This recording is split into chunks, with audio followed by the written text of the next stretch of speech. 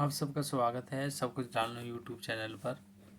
मेरा नाम है सुभाष सैनी। तो what happens Russia the brought in India and the Pakistan together both countries sign the same statement and Trump is sure to be the fuhrer. तो रूस में एक ऐसा क्या हुआ जो भारत और पाकिस्तान एक साथ आए। दोनों ने ही एक बयान पर किए दस्तक, तो ट्रम्प का भड़कना तय था। तो आइए जानते हैं इसमें। अफगानिस्तान से रिलेटेड ये न्यूज़ है। इंडिया पाकिस्तान बैग्राम एयर जो बैग्राम एयरपोर्ट है उसी के बारे में बात करेंगे। तो बगराम जो एयरपोर्ट है, डोनाल्ड ट्रम्प उसको लेना चाहते हैं और बगराम एयरपोर्ट ये अफगानिस्तान में है। तो बाकी जो और शहर हैं वो ये कहते हैं कि शहर कंट्री हैं कि हम वो विपक्ष में हैं कि अमेरिका उस पर एयरबेस को ना ले। तो कुछ महीनों में बार बार ये कहा गया है कि अफगानिस्तान के बगराम जो एयरबेस पर नियंत्रण चाहते हैं, तो उन्होंने इसके लिए तालिबान की सरकार को धमकी दे दी है।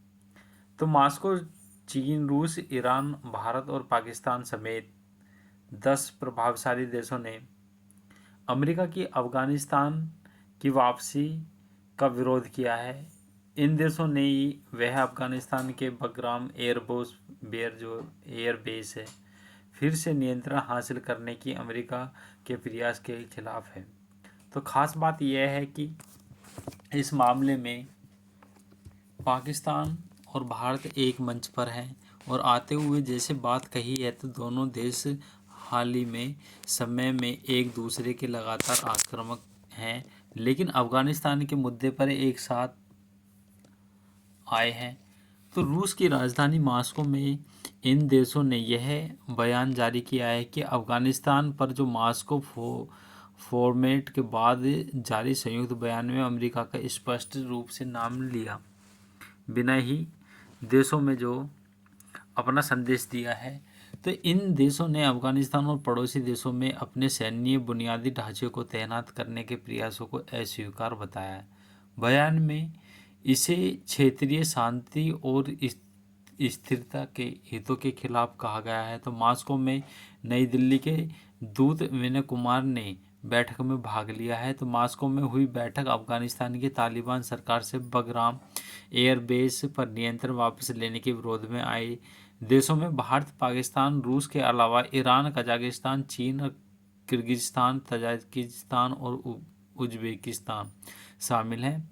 तो बगराम स्थित सैन्य अड्डे पर नियंत्रण वापस पाने के अमेरिका कदमों का विरोध अफगानिस्तान पर मॉस्को फॉर्मेट परामर्श के साथ हुई बैठक के बाद जारी किया है। यह बैठक विशेष प्रतिनिधियों और वरिष्ठ अधिकारियों के स्तर पर मॉस्को में आयोजित की गई, यानी कि रूस में।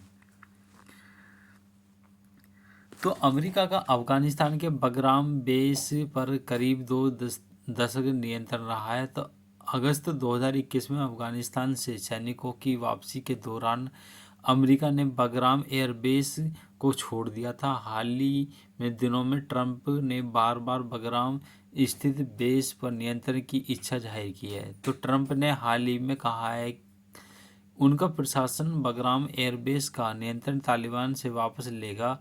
हालांकि भारत, पाकिस्तान जैसे इसके पड़ोसी देश हैं तो वे विरोध में उतर आए। तो क्यों खास है ये बेस?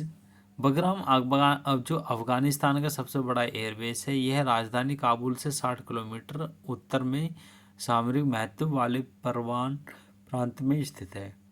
परवान जो प्रांत है अफगानिस्तान के बड़े हिस्से को नियंत्रित करने की चाबी कहा जाता है।